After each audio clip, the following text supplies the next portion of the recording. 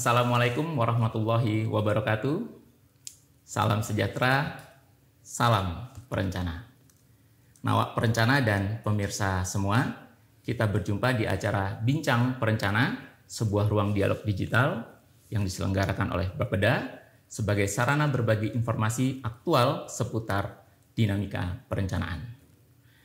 Bersama kita telah hadir tamu atau narasumber spesial, Pak Sekda, Bapak Erik Setio Santoso STMT, yang di tengah padatnya agenda, beliau bersedia menyempatkan diri untuk berbincang seputar perencanaan. Selamat datang Pak Sekda, hari ini sudah goes Pak? Lumayan. Oh, sudah dapat berapa kilo Pak? Lumayan ya? Atau mungkin sudah pindah ke lain cabur? Tetap 2 cabur utama tetap, weight training sama cycling. Oh siap. Izin Bapak, terima kasih telah hadir. Izin menyita waktu Bapak untuk sejenak kita berbincang seputar perencanaan. Sebagai preambul bincang kita hari ini, barangkali Bapak berkenan menyapa nawak perencana dan pemirsa sekalian terlebih dahulu. Ya, baik. Assalamualaikum warahmatullahi wabarakatuh. Selamat pagi, salam sejahtera, salam, Om Swastiastu, Namo Buddhaya, salam kebajikan, rahayu, dan juga rekan-rekan, salam sehat selalu tentunya, dan pasti senang sekali bisa bertemu, berdiskusi, dan nanti tentunya waktu-waktu untuk bisa in-deep conversation, in-deep discuss dengan rekan-rekan saya. Nawak perencana. Siap. Bapak, kita mulai diskusi nih, mulai berbincang. Pak Sekda, saat ini proses pilkada bisa dikatakan hampir rampung. Kita tinggal menunggu prosesi pelantikan wali kota, wakil wali kota terpilih, yakni Bapak Dr. Insinyur Wahyu Hidayat MM dan Bapak Ali Muthahirin, yang tentunya akan dilakukan dalam waktu yang tidak terlalu lama lagi. Dalam konteks perencanaan pembangunan dan berangkat dari perkembangan situasi terkini, misalnya gitu, sebagai perencana apa yang harus segera kami persiapkan atau kami lakukan, atau bahasa sederhananya, bekal apa yang harus disiapkan perangkat daerah? Monggo Pak. Ya, baik. Untuk nawak-nawak perencana, gitu ya, nawak-nawak perencana dalam melakukan satu pelaksanaan tugas di dalam siklus pemerintahan, sebenarnya perencana ini tidak ada hentinya untuk menyiapkan satu rangkaian-rangkaian proses dari satu siklus pelaksanaan tata kelola pemerintahan yang berkelanjutan. Tetapi memang di dalam siklus tersebut ada tahapan-tahapan yang kritis, ada tahapan-tahapan yang strategis, dan sekaranglah memang timingnya gitu. Dalam satu siklus pelaksanaan pemerintahan ada namanya transisi-transisi kepala daerah yang ditetapkan berdasarkan hasil pilkada. Pilkada sudah selesai dan kemudian sudah terpilih saat ini. Wali Kota Malang terpilih, Wakil Wali Kota Malang terpilih. Nah, kemudian bagaimana di dalam proses kita mengintegrasikan visi misi dari wali kota terpilih, wali terpilih ini ke dalam perencanaan atau dokumen perencanaan pembangunan yang seterusnya itu. Ini namanya kita kenal RPJMD, Rencana Pembangunan Jangka Menengah Daerah. Gitu. Nah, inilah yang pada akhirnya begitu ini nanti integrasi dari visi misi kepala daerah terpilih tertuang, termaktub, kemudian ditetapkan dalam RPJMD ini, dan selanjutnya nawak-nawak perencana yang tersebar ini di seluruh perangkat daerah di pemerintah Kota Malang ini menyiapkan renstranya, rencana strategis dari setiap perangkat daerah. Nah, tahapan-tahapan inilah yang kemudian menuntut kita untuk mengimplementasikan ini segala experience yang kita punya, segala kemampuan kita maksimal, gitu ya, dari hasil studi referensi, pengalaman, dan semua dokumen-dokumen perencanaan sektoral nih yang kita miliki untuk mengintegrasikannya. Nah, titip pesan ini kepada nawak-nawak perencana. Pembangunan itu berkelanjutan. Artinya teman-teman di dalam menyusun dokumen perencanaan pembangunan, baik RPJMD dan Renstra, itu kita jangan lupa perhatikan dokumen-dokumen perencanaan pembangunan sebelumnya. Ya. Karena seperti ini juga ya, teman-teman pasti pernah dengar quote nih, bahwa kota Roma ini dulu terkenal megah itu. Kota Roma ini terkenal dengan segala kemegahannya, pembangunan infrastruktur, superstruktur di sana itu terkenal bagus nih. Makanya ada istilah kota Roma itu tidak dibangun dalam semalam gitu. Artinya apa? Proses-proses penataan, pembangunan dan pengembangan satu kota itu berkelanjutan. Nah, jadi rekan-rekan pahami tentang aspek-aspek sustainability ini. Apa yang sudah dibangun sebelumnya, apa yang perlu diteruskan, apa yang kemudian terus dikembangkan, apa yang sudah disiapkan sebelumnya. Sehingga sekali lagi tidak ada pembangunan yang nantinya tidak berkelanjutan atau mungkin istilah sarkasnya mangkrak misalnya seperti itu. Karena kalau kita bicara infrastruktur itu pasti sambung menyambung menjadi satu nih. Apakah itu jaringan jalan, apakah itu jaringan saluran, apakah itu jaringan persampahan, apakah itu jaringan limbah dan seterusnya seperti ini yang kemudian perlu dipahami secara utuh. Apa yang kemarin telah dibangun dan kemudian perlu diteruskan saat ini. Kemudian senang sekali nih bisa ketemu dengan host kita ini. Host kita ini Pak Yogi ini juga sahabat saya. Beliau itu juga perencana yang luar biasa. Sering jadi teman diskusi saya nih dalam membahas perencanaan pembangunan. Nah, pastinya nawak-nawak perencana ini juga perlu mengingat bahwa di dalam satu dokumen perencanaan itu ada hierarki, ada aspek-aspek yang perlu disambungkan secara utuh seperti itu. Saya ambil contoh RPJMD aja dulu. Gitu. Rencana Pembangunan Jangka Menengah Daerah. Secara substansi RPJMD ini mengintegrasikan visi misi dari Bapak Wali Kota Malang terpilih, Bapak Wahyu Hidayat, Bapak Wakil Wali Kota Malang terpilih, Bapak Ali Muthahirin itu. Beliau-beliau pada saat campaign, pada saat pilkada itu punya visi misi. Kita integrasikan visi misi ini ke rancangan teknokratik dari RPJMD. Nah, RPJMD ini nawak-nawak perencana ya, jangan lupa bahwa sebelumnya kita punya dokumen RPJPD dulu, gitu. Rencana Pembangunan Jangka Panjang Daerah, di mana RPJPD ini kemudian kita cropping gitu ya dalam kurun waktu RPJMD ini nanti menjadi dokumen RPJMD yang menjadi acuan. Selain itu rekan-rekan jangan lupa pula nih prinsip-prinsip perencanaan pembangunan yang dasar nih. Prinsip-prinsip perencanaan pembangunan yang paling mendasar itu adalah ada namanya kayak nama obat nyamuk itu ya, HIT. Jangan dibalik jadi shit gitu ya. HIT itu holistik, integratif, tematik dan spasial. Holistik semua aspek menjadi bahan pertimbangan. Holistik, integratif itu. Kemudian juga tematik artinya apa nih aspek-aspek yang perlu ditonjolkan, kemudian spasial. Artinya aspek-aspek keruangan, aspek-aspek penataan ruang kota secara integratif atau secara menyeluruh itu dijadikan sebagai satu kesatuan. HIT ini yang dipegang pertama. Kemudian jangan lupa pula prinsip berikutnya, itu ya. Prinsip berikutnya apa? Rekan-rekan di dalam menyiapkan satu dokumen perencanaan pembangunan itu ada namanya kebijakan pembangunan yang sifatnya top down. Gitu. Kenapa top down? Gitu. Kita jangan lupa nih, Kota Malang itu bagian dari NKRI, Negara Kesatuan Republik Indonesia.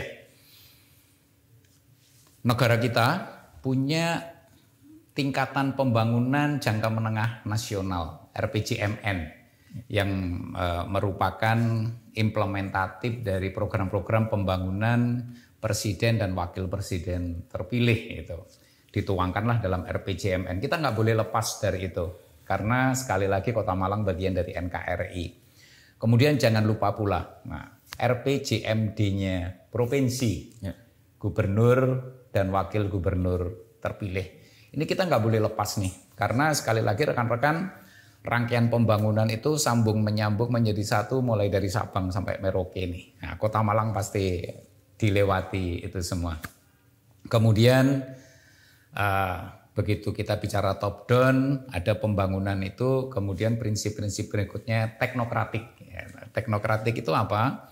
Dalam proses-proses pembangunan kita pasti menggunakan pendekatan metodologis yang sifatnya akademis, engineering, rekayasa, lewat ilmu-ilmu pengetahuan yang kita punya. Itu menjadi bekal kita menyiapkan rancangan teknokratiknya. Makanya kenapa setelah top down, prinsip teknokratik itu juga kita pegang.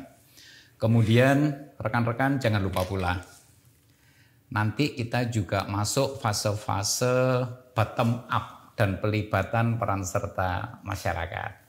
Kenapa? Kita nggak boleh egois nih dengan pendekatan teknokratik kita.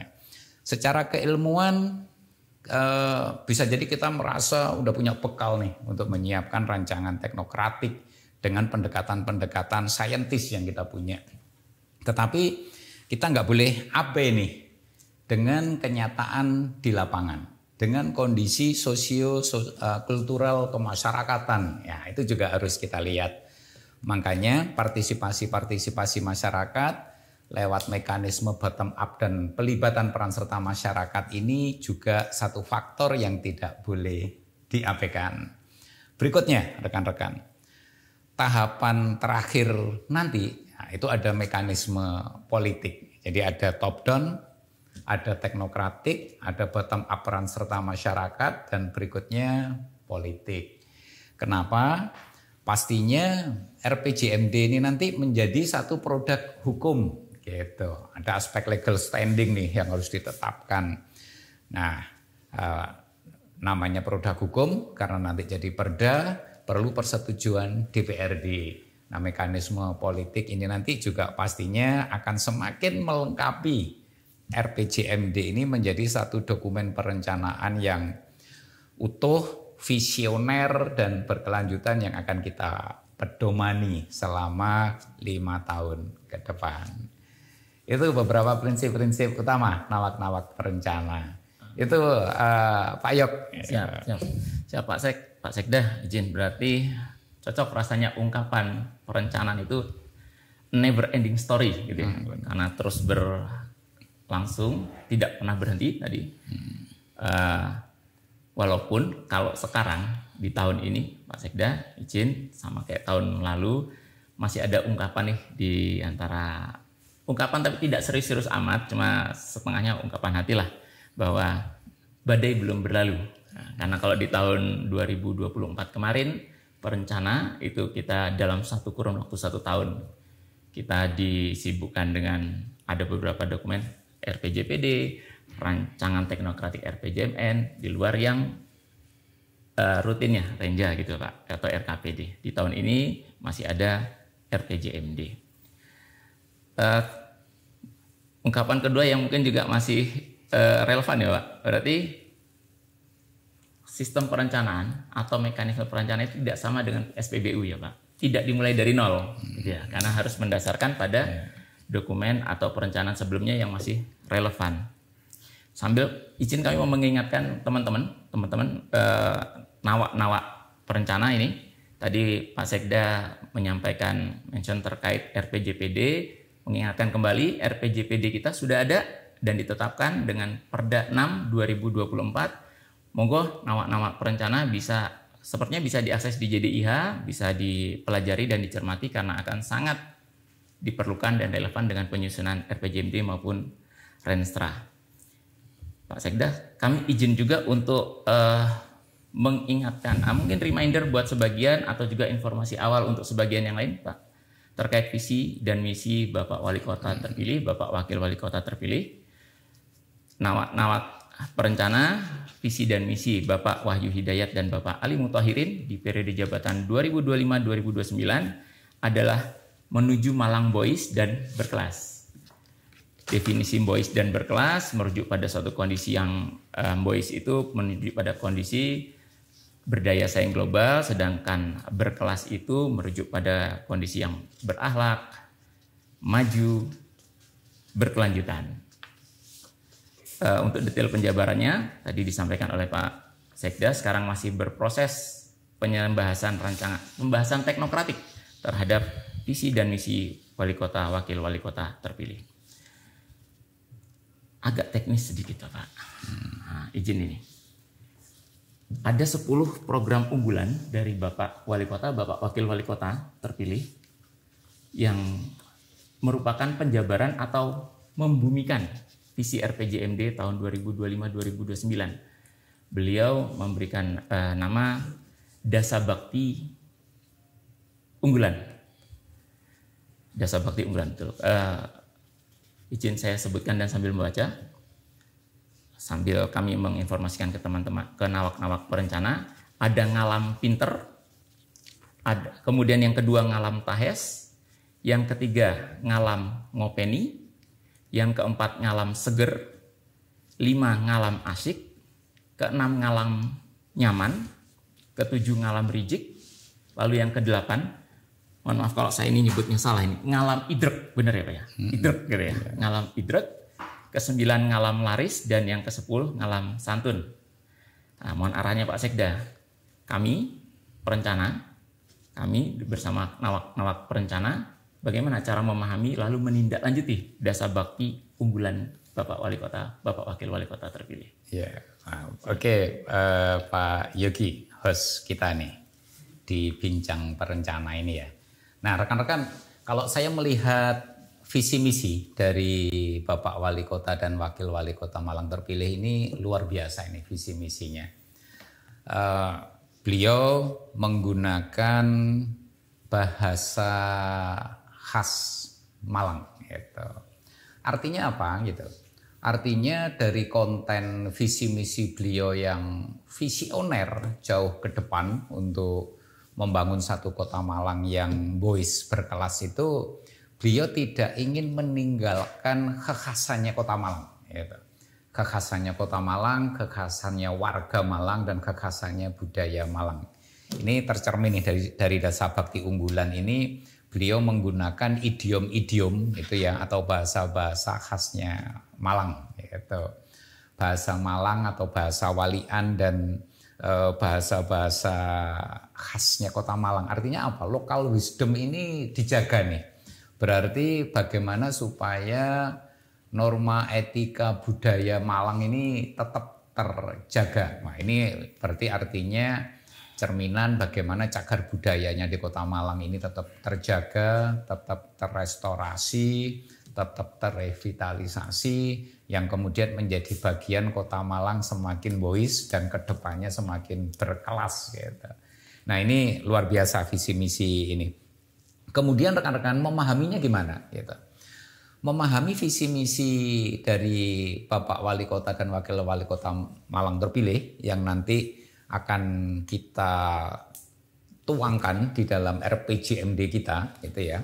Nanti perangkat daerah artinya nawak-nawak perencana ini yang tersebar di seluruh perangkat daerah itu membuat renstranya. Nah, ada renstra, rencana strategis dari perangkat daerah yang merupakan pendetailan dari RPJMD ini.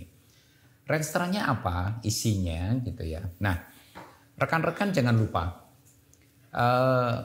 kalau kita bicara tentang RPJMD, bicara renstra, tentang substansi-substansi perencanaannya itu diatur nih dalam pilar atau mazhabnya perencanaan pembangunan nasional. Karena itu Undang-Undang Perencanaan Pembangunan sampai dengan Permendagri tentang tata cara penyusunan RPJMD, Renstra itu dipegang. Tetapi rekan-rekan juga jangan lupa bahwa kita ini pemerintah daerah. Nah, Kota Malang itu kalau dulu nih zaman saya waktu diangkat jadi pegawai pertama itu namanya pemerintah Kota Madya daerah tingkat 2 Malang. Nah, gitu istilahnya. Kalau sekarang istilah bakunya pemerintah Kota Malang.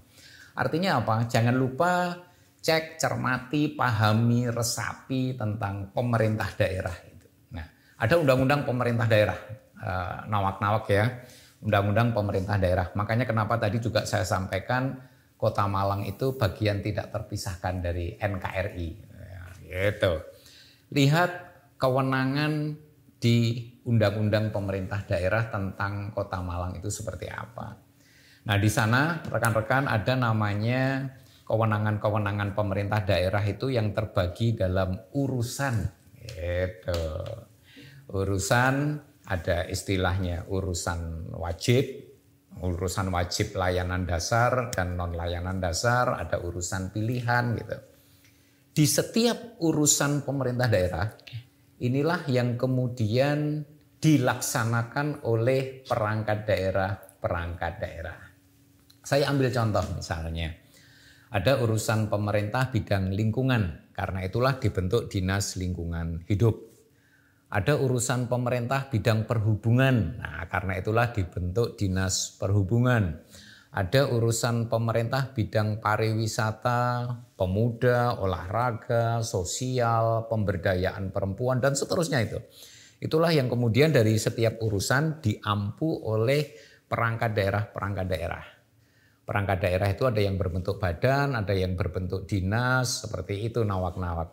Nah, nanti rekan-rekan lihat di sana. Kewenangan-kewenangan atau yang kemudian kita terjemahkan, kita translate menjadi tugas pokok fungsi atau tusi di setiap perangkat daerah itu.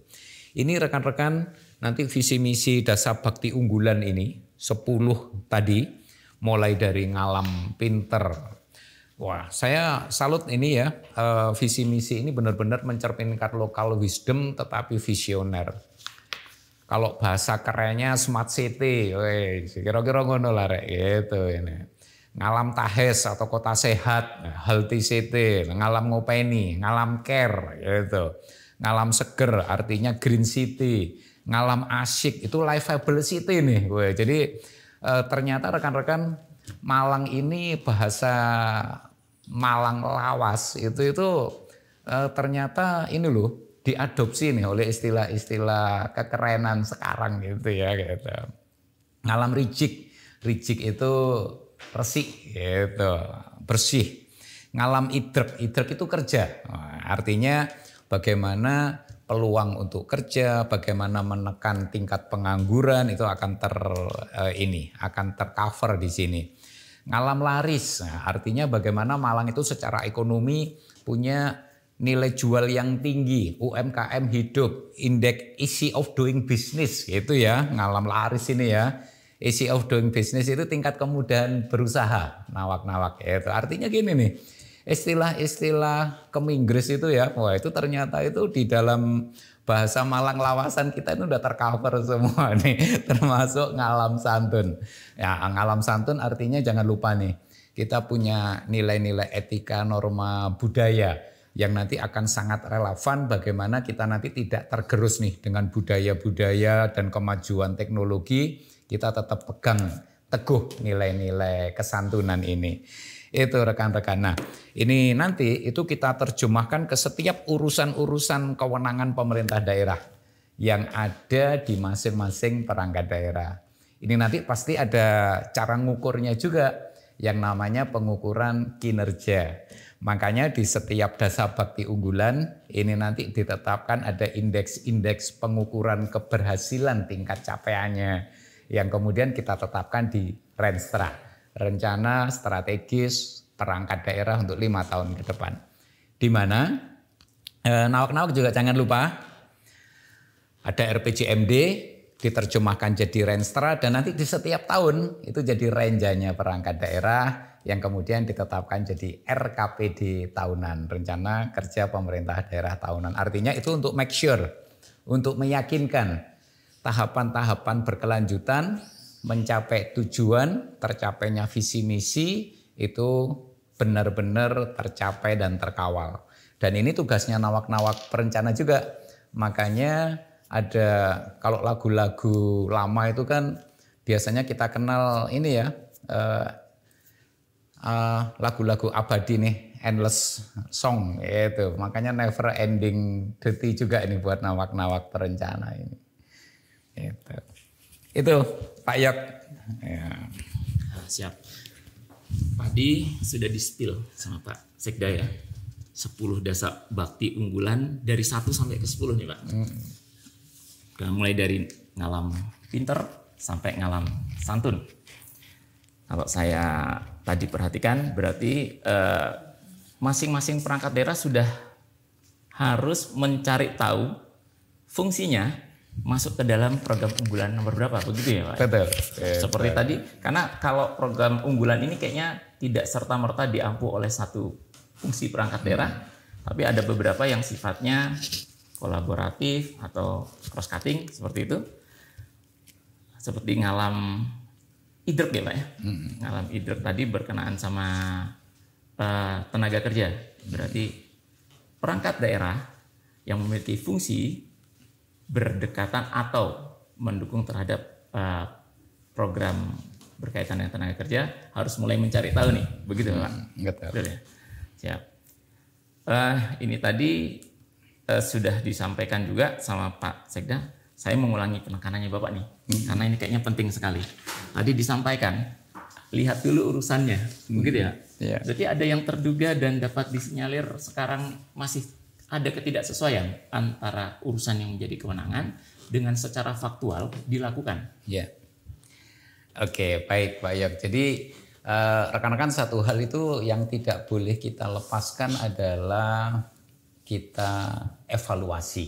Evaluasi itu bagian dari satu siklus manajemen yang memang merupakan hal mutlak yang harus kita lakukan.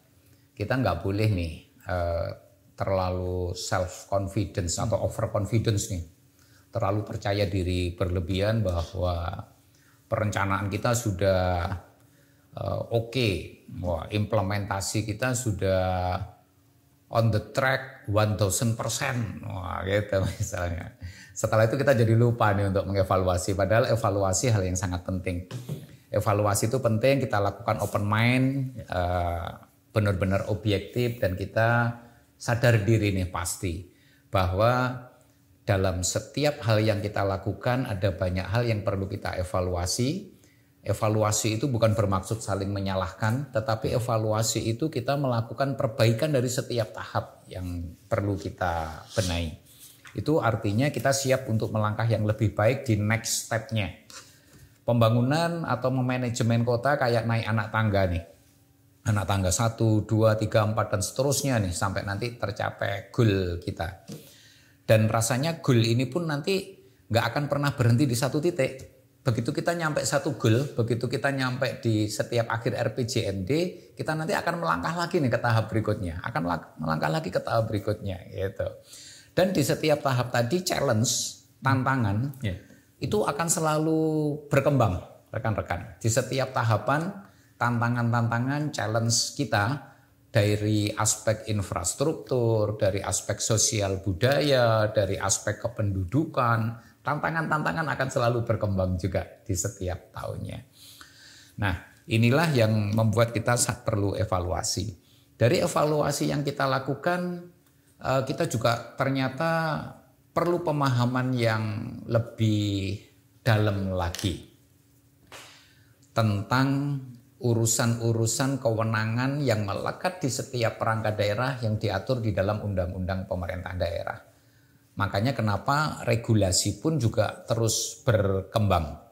Regulasi ini dari waktu ke waktu juga terus disempurnakan dan mengikuti dengan perkembangan dinamika yang ada. Perkembangan tingkat kota, perkembangan tingkat regional, perkembangan tingkat nasional, atau bahkan mengikuti perkembangan-perkembangan di dunia internasional saat ini. Nah, inilah yang rekan-rekan di dalam upaya penyesuaian juga dengan pembangunan yang top down tadi, kita juga lihat di pusat, bahkan kementerian, lembaga, instansi, saat ini pun juga penyesuaian. Ada kementerian, lembaga, instansi baru.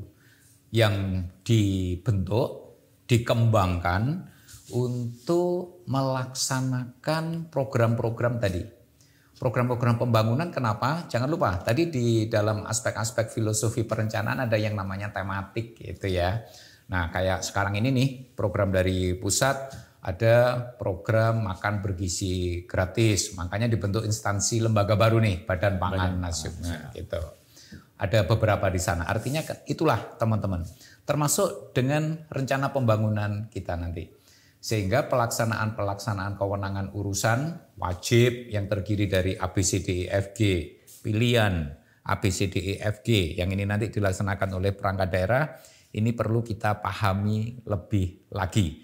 Sehingga rancangan teknokratik Renstra yang dibikin teman-teman, nah nanti kan akan diskusi dengan saya juga, itu nanti akan semakin berkualitas dan pastinya visioner rekan-rekan. Tantangan perencana ini, kita ini kalau basa Jawane gitu kayak ini yo harus gitu, harus kemeruh atau kayak weruh sadurunge winara deh. Kayak peramal kayak Mama Loren gitu ya. Jadi kita juga harus bisa, tetapi bukan dengan pendekatan mistis ya, pendekatannya pendekatan teknokratik tadi gitu ininya. Nah, kemudian dasar bakti unggulan tadi rekan-rekan program itu pastinya nggak mungkin diselesaikan dalam satu perangkat daerah. Dasar bakti unggulan ada 10 program utama tadi itu pasti diselesaikannya oleh beberapa perangkat daerah. Oke, pasti ada yang perangkat daerah yang major, tapi ada perangkat daerah minor yang merupakan suplemen atau kelengkapan-kelengkapan untuk mencapai tujuan utama tadi. Jadi tidak ada satu program yang pastinya hanya berhasil dalam satu perangkat daerah. Pasti semuanya harus didukung. Makanya ada istilah-istilah yang sering banget kita dengar nih. Ada istilah cross cutting, artinya pencapaian satu program itu diampu oleh beberapa perangkat daerah utama. Ada yang sifatnya langsung, ada yang sifatnya tidak langsung, seperti itu. Ada yang sifatnya direct, ada indirect. Kemudian berikutnya pula rekan-rekan, ada istilah kolaborasi juga. Artinya kebersamaan, pemahaman, satu frekuensi itu perlu sekali kita bangun. Dan itu semua kita laksanakan di dalam tahapan-tahapan penyusunan dokumen perencanaan tadi. Nah, makanya pada saat nyusun dokumen perencanaan jangan lupa kita juga melakukan yang namanya konsultasi publik, pelibatan perangkat daerah terkait, perangkat daerah baik di lingkup pemerintah Kota Malang ataupun bisa jadi instansi-instansi vertikal yang ada di Kota Malang, pelibatan-pelibatan akademis, pelibatan-pelibatan community misalnya. Nah, makanya rekan-rekan dalam penyusunan dokumen perencanaan jejaring, nah, jejaring ini helik atau jalinan, dulu pentahelik, sekarang malah dikembangkan lagi jadi heksahelik, itu elemen-elemen utama yang selalu harus dilibatkan. Ngingetin rekan-rekan apa aja nih heksahelik itu, nah, saya sering kalau ngapalinya itu ABCGMB. Gitu. Akademisi, bisnis, government, community, media, dan perbankan. Kenapa kita perlu pelibatan? Salah satunya itu aspek pendanaan, gitu ya. Rekan-rekan jangan berpikir bahwa penyelesaian pembangunan ini hanya diselesaikan dengan sumber dana APBD, APBN itu misalnya. Tapi jangan lupa nih, aspek-aspek sektor swasta ini juga menjadi elemen-elemen yang harus diperhitungkan dalam upaya kita membangun, memanajemen dan mengembangkan kota kita ini. Dengan pelibatan sektor swasta, pembangunan nanti akan semakin maksimal. Makanya kenapa oleh Bapak Presiden terpilih, Bapak Prabowo Subianto, pembangunan pelibatan sektor swasta yang kalau kita kenal itu ada istilah PPP, Public Private Partnership atau KPBUD, kerjasama pemerintah daerah dengan badan usaha daerah gitu ya. Nah KPBU ini juga elemen-elemen penting yang perlu dikembangkan oleh setiap perangkat daerah untuk kita gali lebih di setiap urusan yang dikelolanya, pembangunannya bisa lebih maksimal lagi. Karena kalau kita hanya mengandalkan APBD, nah pembangunan itu kebetulan saya ini suka sepedaan gitu ya. Nah, salah satu tantangan kalau lagi cycling nih, bersepeda itu biasanya ketemu tanjakan. Ya. Kalau APBD itu tanjakannya, loncatan pembangunannya itu kenaikan gradiennya nggak bisa maksimal deh. Paling 2,5-5%, paling tinggi 10%. Tapi kalau dengan KPBU, pelibatan sektor swasta, wah loncatan pembangunan gradiennya nih kalau kita tuangkan dalam grafik bisa 45% lebih ini nih. Wah, gitu. Itu yang nantinya kita coba jawab ekspektasi publik kita. Wah, yang masyarakat ini kan berharap banyak nih terhadap pemerintah daerah yang kemudian pelaksanaan layanannya dilaksanakan oleh OPD-OPD. Ini bisa semakin maksimal dan menjawab ekspektasi masyarakat itu.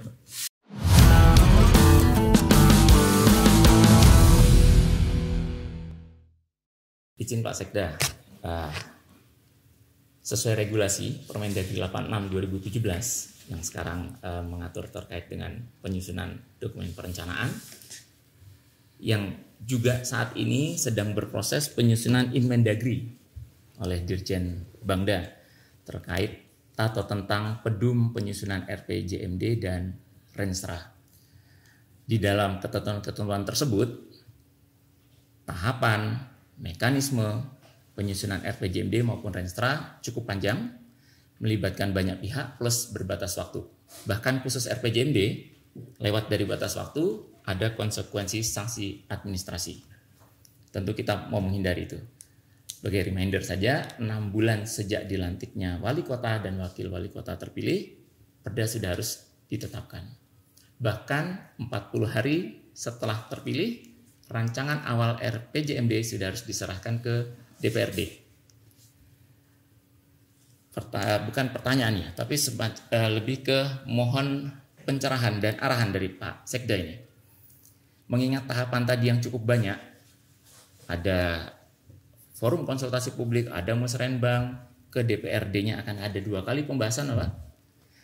Ke gubernurnya ada 2 kali pembahasan, lalu juga ada review oleh APIP.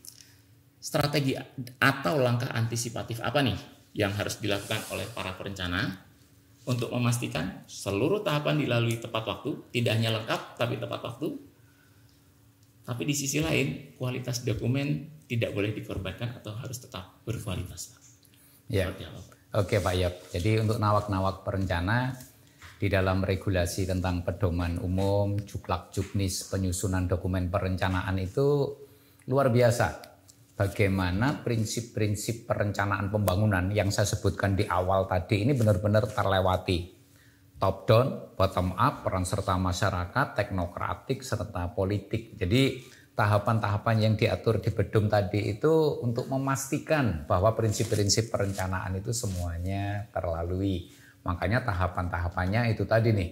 Kita bikin runwal secara teknokratik, dikonsultasi publikan, perlu dievaluasi provinsi. Pasti nih evaluasi provinsi untuk memastikan nih bahwa pemerintah Kota Malang ini dokumen perencanaannya sesuai ataupun juga sinergi dengan apa yang menjadi konteks program strategis skala nasional dan regional gitu. Nah, demikian pula dengan fase-fase pembahasan di DPRD. Fase politik masuk nih. Bottom up dan peran serta masyarakat. Nah, makanya kenapa harus lewat konsultasi publik juga nih. Nah, itu tadi rekan-rekan. Nah, oke. Kemudian dari sini saya yakin itu waktu tidak akan menjadi kendala. Waktu tidak akan menjadi kendala. Teman-teman jangan lupa ya bahwa pembangunan itu berkelanjutan. Sebelum kita nyusun Renstra, teman-teman juga harus lihat kan Renstra dari perangkat daerah yang sebelumnya nih tahapan-tahapannya. Kemudian adopsi yang ada di RPJMD dan kemudian pendetailan secara keteknisannya. Pendetailan secara keteknisan jangan lupa teman-teman juga kita punya namanya master plan sektoral loh gitu. Master plan sektoral di setiap perangkat daerah yang mengampu urusannya masing-masing ini juga jangan sampai terabaikan. Kita punya master plan transportasi, master plan drainase, master plan pengentasan kemiskinan, master plan ataupun roadmap tentang ekonomi kreatif. Kita punya RPPD, rencana pengembangan sektor pariwisata dan seterusnya. Jadi master plan sektoral yang di sana saya sering menyebutnya master plan sektoral itu untuk mengcover di setiap urusan pemerintahan itu punya grand design apa gitu. Ada banyak istilah. Kita kadang nyebutnya grand design nih, kita kadang nyebutnya rencana induk, master plan, blueprint, nah itu kan, roadmap, itu ya. Nah, rencana-rencana induk yang seperti ini juga jangan lupa nih. Ini juga menjadi salah satu dasar kita untuk menyiapkan Renstra di setiap perangkat daerah. Tahapan-tahapan ini, saya ambil contoh nih misalnya di perhubungan nih. Di sana ada tatralog nih, tataran transportasi lokal atau rencana induk LLAJ nih misalnya gitu. Dan kemudian yang jangan sampai dilupakan rekan-rekan ya, dalam satu prinsip pembangunan itu kayak dua keping, kayak satu keping mata uang dua sisi. Rencana tata ruang dengan rencana-rencana RT/RW dengan RPJPD. Nah, RPJMD dengan RDTR-nya. Nah, rencana tata ruang wilayah, rencana detail tata ruang wilayah. Di sana itu juga ada indikasi-indikasi program pembangunan namanya, yang tentunya nanti di setiap urusan-urusan pemerintahan itu ada aspek-aspek pola ruang, struktur ruang namanya, yang nanti perlu untuk diterjemahkan dalam rangkaian program pembangunan yang semakin rinci lagi. Apakah berupa program, kegiatan, ataupun renja tahunan nanti di setiap perangkat daerah ini. Gitu. Ya, berarti, izin ya Pak Sekda, perangkat daerah dalam penyusunan renstranya nanti tidak bisa hanya terpaku pada satu ketentuan, misalnya nih, pedum terkait penyusunan renstra saja, gitu ya Pak ya. Karena harus melihat regulasi lain yang beririsan yang tadi disampaikan Pak Sekda, ada master plan, grand design, mungkin ada nama lain roadmap gitu ya Pak ya. Iya. Rencana aksi, Ya, blueprint, cetak biru. Banyak sekali itu istilahnya. Cuman tidak ada istilah ngalamnya kayaknya itu ya. Itu Inggris semua itu kayaknya. Oke, siap Pak Sekda. Izin. Kita agak ke substansi yang sedikit lebih teknis. Menurut pemahaman kami, salah satu esensi dari dokumen RPJMD atau Renstra, artinya dokumen perencanaan, adalah mengidentifikasi permasalahan dan isu strategis daerah kalau di tingkat daerah atau isu strategis perangkat daerah manakala berbicara Renstra secara tepat, yang nantinya permasalahan yang diidentifikasi, isu strategis yang dirumuskan itu menjadi pedoman atau penjuru gitu ya. Penjuru dalam merumuskan program sampai dengan aktivitas bahkan anggaran belanja. Dari sudut pandang Pak Sekda, permasalahan atau isu strategis apa saja yang harus mendapatkan perhatian atau penekanan di 5 tahun mendatang, baik konteks RPJMD maupun Renstra, atau mungkin ada tipskah, adakah arahan buat kami perencana bagaimana cara mengidentifikasi permasalahan, merumuskan isu strategis secara tepat, Pak? Nah, ini dia rekan-rekan. Hal yang utama nih, ini hal yang cukup prinsip itu adalah bagaimana dari sekian banyak aspek kita itu menentukan hal yang priority. Sing utama ki apa nih? Priority itu ditetapkan karena keterbatasan sumber daya. Seringkali memang dalam melaksanakan sekian banyak PR gitu ya, kita ini punya keterbatasan kaitannya dengan sumber daya, resources. Apakah itu sumber daya berupa budgeting ataupun tenaga dan seterusnya gitu. Karena itulah kita punya namanya prioritas utama yang high priority atau isu strategisnya gitu.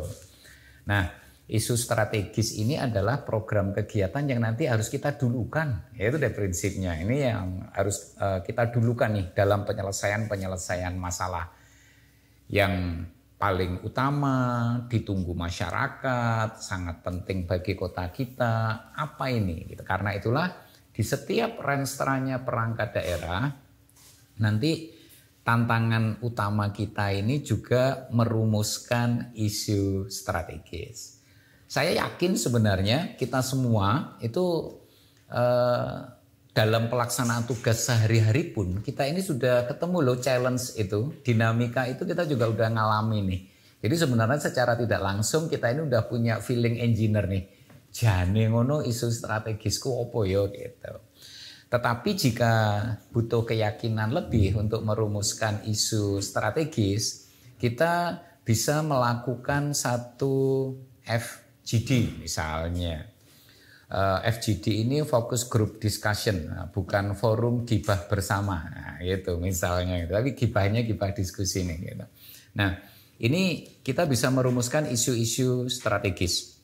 Apa yang perlu kita selesaikan first thing first, gitu. Apa yang kita pikirkan di awal, apa yang perlu kita eksekusi nanti di tahapan-tahapan awal timeline pelaksanaan pembangunan ini. Isu strategis ini pastinya di setiap perangkat daerah nanti dengan memperhatikan dinamika-dinamika perkotaan yang saat ini, tantangan-tantangan yang ada sekarang ini. Nah, sebagai contoh kayak ini, saya berikan gambaran betapa dinamisnya hidup dan tantangan ini. Dulu tantangan kita adalah bagaimana orang itu bisa melek internet, gitu misalnya. Tantangan kita. Makanya ada istilah IoT, ya, Internet of Things, gitu ya, segala sesuatunya berbasis internet.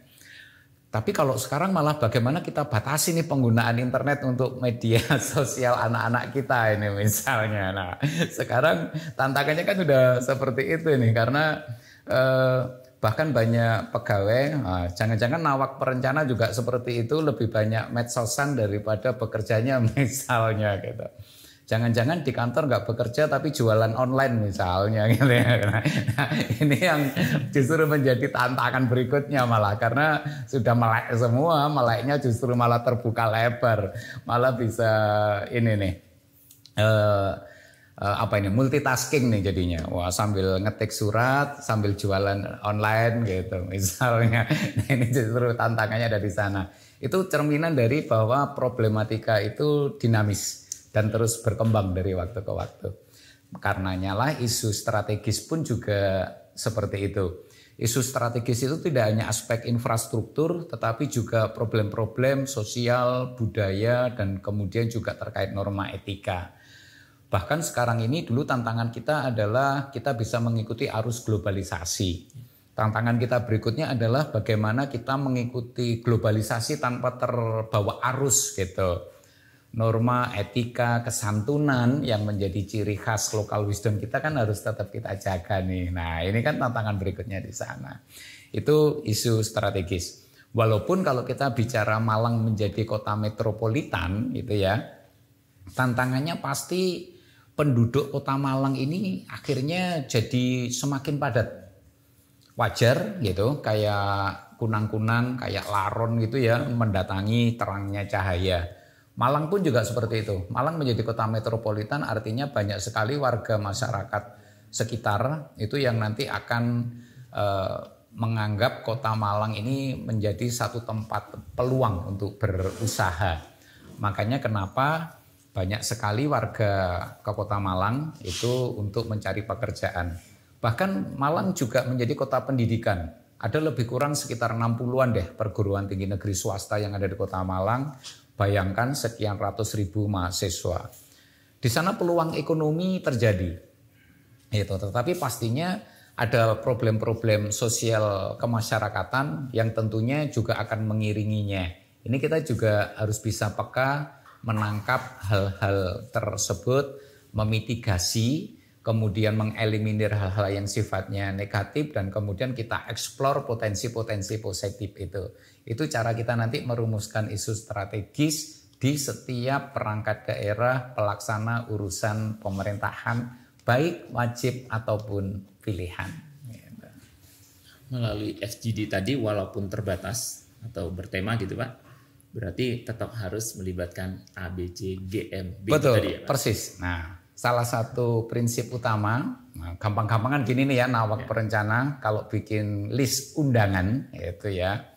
Kalau bikin list undangan, itu hadirkan 6 helik ini tadi. 6 aspek helik yang heksa tadi. Nah, nanti teman-teman bisa lihat nih di sana. Akademisinya apa nih yang kita undang? Gitu. Dari aspek kalangan usaha apa nih? Instansi-instansi terkait apa nih? A, B, C, G. Kemudian community apa yang terlibat di sana? Media pasti jangan lupa. Media dengan kecepatannya menyerap informasi dan membantu kita untuk mengeksplor sebarluaskan informasi sangat berperan. Perbankan pastinya juga menjadi satu aspek sumber-sumber pendanaan yang sangat potensial. Nah, jadi ojo lali lek gawe undangan, lihat list surat undangannya wis melibatkan heksahelik tadi atau belum. Gitu. Siap. Masih ada hubungannya sama perlibatan. Ada juga ini semangat inklusivitas nih, bicara inklusivitas. Semangat inklusivitas dalam pembangunan, termasuk perencanaan pembangunan. Kalau istilahnya kan gimana semua dilibatkan dan tidak ada yang ditinggalkan, no one is left behind. Itu sudah menjadi nilai yang telah disepakati dan bahkan tertuang secara implisit namun kuat dalam RPJPD Kota Malang tahun 2025-2045.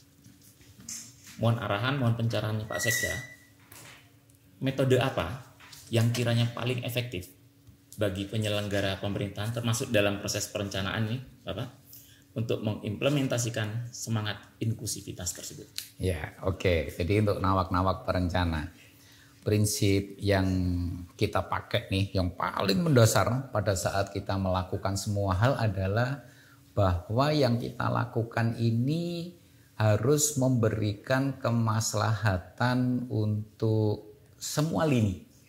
Tidak boleh hanya menguntungkan satu golongan tertentu, kelompok tertentu, strata tertentu, seperti itu. Makanya kenapa inklusif, tidak eksklusif itu ya, ini yang kita kedepankan gitu. Bahkan dalam inklusif itu semangatnya golongan yang kita sebut minoritas gitu ya, ini pun juga harus terlibat di sana. Makanya dalam SDGs atau TPB, Sustainable Development Goal atau tujuan pembangunan, balik lagi berkelanjutan tadi, kata kunci, itu tidak ada yang tertinggal di sini. Semua lini ikut dalam kemajuan pembangunan. Makanya ada istilah no one left behind. Ora ono satupun sing kari gitu dalam segala kemajuan ini, tidak ada yang tertinggal. Prinsip-prinsip itu baik yang berkebutuhan khusus, yang punya keistimewaan tertentu, kemudian juga lansia dan seterusnya, ini dilibatkan dalam beragam aspek tadi. Ini yang juga jangan dilupakan. Berarti barangkali saudara-saudara kita yang masuk ke dalam kelompok rentan termarginalkan, gitu kan, tidak hanya dijadikan objek tapi sekaligus subjek penyelenggaraan pembangunan itu sendiri. Ya, betul, dilibatkan, dihadirkan, didengarkan. Ya. Pak Sekda, nawak perencana dan pemirsa semua, sesungguhnya kita masih kepingin banyak berdialog dengan Pak Sekda karena luar biasa, ini kesempatan yang luar biasa kita bisa menghadirkan Pak Sekda untuk berbincang terkait perencanaan. Namun demikian, tidak terasa waktu sudah berlalu. Kita tiba di penghujung acara perlu kita segera akhiri. Terima kasih yang sangat banyak Presiden Bapak Sekda telah berkenan hadir, memberikan pencerahan, memberikan arahan tadi Bapak, menjadi kebanggaan sekaligus penyemangat bagi kami para perencana. Begitu pula terima kasih untuk nawak-nawak perencana, untuk pemirsa semuanya yang sudah setia mengikuti. Last but not least, terakhir tapi tidak kalah pentingnya, mohon berkenan Pak Sekda berkenan memberikan closing statement kepada nawak-nawak perencana dan pemirsa semua. Ya, oke, baik. Saya pertama pengen komen tentang ini sih, air mineral ini. Ini bagus, artinya acara ini tanpa sponsor, makanya kenapa mereknya udah dilepas ini. Tapi ini penting air mineral supaya nggak sampai kehilangan konsentrasi gitu ya rekan-rekan. Nah, kenapa saya nyinggung konsentrasi? Saat ini memang fase paling kritis. Perencana itu kerjanya tidak pernah berhenti sebenarnya. Setiap siklus Januari sampai Desember dan seterusnya itu perencana akan terus berpikir. Bukan berarti setelah kita menghasilkan satu dokumen perencana, setelah itu kerjaan kita selesai. Gitu. Jadi dokumen perencana itu disusun mulai dari yang tataran makro, medium sampai yang mikro gitu ya, bahkan sampai yang master plan sektoral tadi. Itu terus akan bergulir rangkaian-rangkaian perencanaan, evaluasi, kemudian juga pengembangan-pengembangan seterusnya dan disesuaikan dengan dinamika terkininya. Nah, rekan-rekan, saat ini fase kritis ini. Fase kritis itu artinya adalah saat ini kita menyusun satu dokumen perencanaan di mana dokumen perencanaan sebelumnya itu sudah habis masa berlakunya. Kita akan menyusun satu dokumen perencanaan baik itu RPJMD, baik itu Renstra ataupun master plan sektoralnya yang memang sudah waktunya dievaluasi. Di mana dokumen perencanaan ini akan menjadi guidance, akan menjadi arah untuk pelaksanaan tahun-tahun berikutnya. Paling tidak untuk 5 tahun ke depan. Karena itu bagi perencana-perencana benar-benar titip pesan open mind, artinya pikirannya benar-benar terbuka, open heart juga. Nah, jadi tidak hanya open secara rasional, tetapi hati nurani, simpati, empati itu juga dibuka seluas-luasnya. Sehingga pada saat kita pelibatan beragam aspek, jejaring helik yang heksa tadi, menerapkan prinsip-prinsip perencanaan, apakah holistik, integratif, tematik, spasial, ataukah top down, bottom up, peran serta masyarakat, teknokratik, politik, semuanya itu kita ikuti dengan objektivitas yang tinggi, gitu. Sehingga sekali lagi kita akan bisa menghasilkan dokumen perencanaan yang berkualitas, yang akan layak untuk menjadi pedoman sampai dengan 5 tahun ke depan. Kenapa? Karena dari sini rekan-rekan, ini nanti akan jadi guidance untuk renja tahunan, untuk sakit sistem akuntabilitas kinerja publik, sakit, akib, lakib, wah sini. Makanya kenapa ini benar-benar masa yang paling strategis. Dan dari sini nawak-nawak perencanalah yang akan jadi tonggaknya, akan jadi inisiatornya, akan menjadi ujung tombaknya. Nah, karena itu selamat bekerja, selamat berkarya, terus semangat, dan sekali lagi open mind, open heart. Yuk. Terima kasih Pak Sekda. Open mind, open heart. Demikian nawak-nawak perencana dan pemirsa semua. Sampai jumpa di lain waktu dan terus berkarya. Wassalamualaikum warahmatullahi wabarakatuh. Ya, salam perencana. Salam satu jiwa. Arema. Terima kasih. Ya.